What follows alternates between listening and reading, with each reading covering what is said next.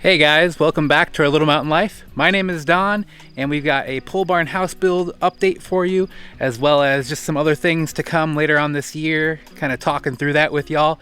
And shoot, our ducks are out. Let's go put them back and then we'll get to it. The ducks probably pushed underneath the electric fence. It's not hitting really hard right now, so we need to get them back in their area. Max, our little guard beagle, is doing a good job not eating the ducks. Good job not eating the ducks, buddy. Good job, buddy. Let's get you some food. We're gonna try to lure them back into their enclosure with some food. Here they come. They're coming. Come on, guys.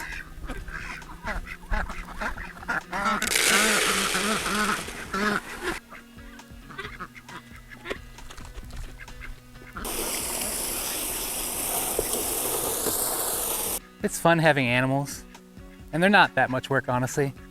Just sometimes you feel like you're running a little petting zoo. We can't even eat all the eggs that they're producing right now. I don't have the time right now to set up some egg business and take eggs into town because I'm not going into town anymore. So honestly, I'm giving a lot of the eggs away to people on the mountain and to Max. So it just is what it is. We're kind of in a holding pattern right now with the homestead part of what we're doing, you know. We're still really enjoying the ducks. We hatched them out almost a year ago. We got those eggs from Morgan at Goldshaw Farm. Never had ducks before, never hatched anything before. And all in all, it's gone really well. They're a little more fun, have a little more personality than chickens. Their waddle and their little quacks are cute. We like them. All right, so the ducks are back in their place. Animals are fed and watered. Let's go talk about the progress we've been making on our pole barn house build. One of our really big projects this past week was actually putting fake grass on top of Natalies Shed. Back there, let me see if we can focus in. Over there, see that? We put fake grass on top of her shed to help give her a little more soundproofing when it comes to rain and whatnot. We actually put 1-inch foam board underneath it. I climbed up there and glued it down with construction adhesive. And then we used staples and tacked down the fake grass on top. That was just an idea that we had to kind of break up the water droplets from the rainy and misty days, and so that she can do more audiobook recording on not so great weather days. And we've been enjoying the hot tub just about every single night. It's been awesome. But we're gonna come over here to the deck and show you guys the floating shelves that I've been working on. So the deck is a bit of a disaster area right now. It's turned into my outdoor workshop just because I have space. So I've been working a lot on preparing these slabs, lots of sanding, you know, starting with your really heavy grit, 60 grit, and then working way up to like 220.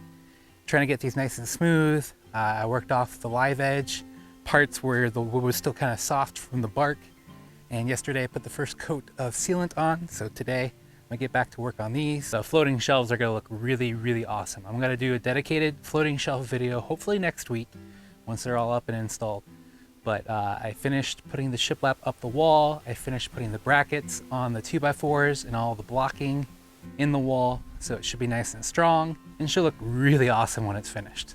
I'm not gonna lie, I've been a little down lately, and not really because of the house. The house is the house. It's taking time to get things done, which is nothing new.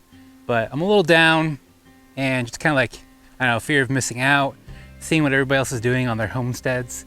A lot of people have their meat chickens already out on pasture. They've passed the brooder stage. My buddy Jack at the Mindful Homestead up in New Hampshire, where it's much cooler than here, just put his meat turkeys out on pasture. You know, a lot of people are doing a lot of big things right now because it's that time of year. But Natalie and I agreed that nothing gets brought onto this homestead this year until the house is finished. It's an absolutely good rule to have. I absolutely have a tendency to start too many things at once. And if we're being honest with ourselves, I probably should not have gotten a lot of the stuff for the homestead that we got last year started because the house still isn't finished. So, you know, it's a little frustrating, a little sad when everybody else is doing things and I'm not. I'm like the kid in the corner. I wish I was doing what they're doing. But it's okay. It's a part of what we're doing up here. I actually recently did an interview with Brian at the Homestead Journey, one of his Homestead Journey challenges to get your homestead started. And he had me on to talk about not starting too many things at once and kind of knowing when to quit. And we recently did the video talking about quitting the microgreen business, and I talked a lot during that conversation about just taking on too much. And I think the whole taking on too much is something that a lot of rookie and newbie homesteaders go through. You know, they see everybody online doing it and kind of making it look somewhat easy. You know, you got Justin Rhodes and Jess and Maya and Jason at Sow the Land, Cog Hill Farm. All those guys are just killing it. They're doing all of the things. A lot of them are moving to their new homesteads, but not everybody is in the same place where they are. Not everybody is in their position to do what they're doing. So I think understanding that you just do what you can with what you have and in the time that's right for you. It can be hard and it can be frustrating to not do all the things you want to do, but that's life. We only have 24 hours in a day. We only have the resources that we have. So I'm just gonna keep trudging ahead with this house build, and I'm going to use the whole getting meat birds and getting pigs for homegrown bacon. I'm going to use that as incentive to work my butt off and get this dang house finished as soon as humanly possible. So with that, guys, I'm going to get back to sealing up these live edge slabs for our beautiful floating kitchen shelves, and hopefully I'll have the video about all this being completed next week.